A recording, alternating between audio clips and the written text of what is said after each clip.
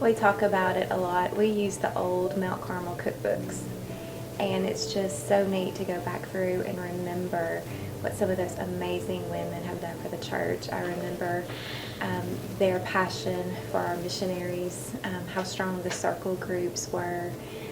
They were instrumental with GAs and just excellent role models.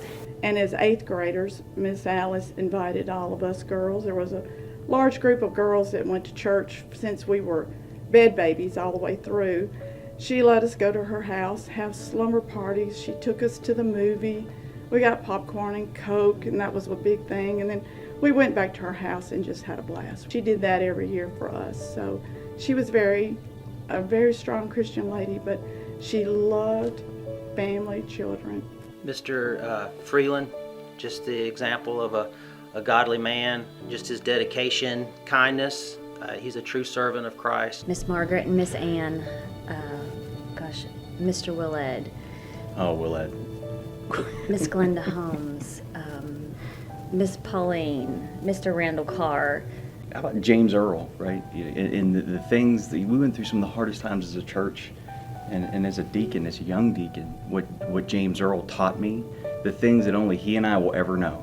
Willett and James Earl and Jim Ring, and I'll just talk about Mr. Robert Yates. Yeah, it was clear, it was generational, right? These people of this flock, this family.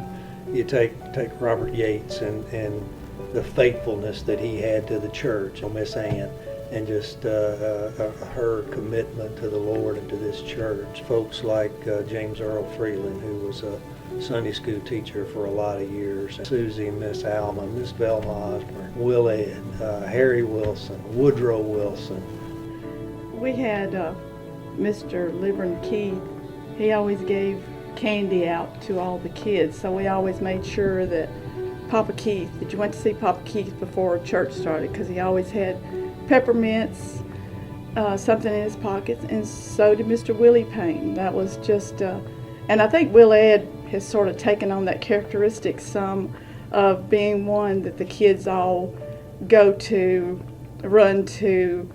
They just have that nature to them. In my youth, Glenda Holmes can write the best scavenger hunts ever.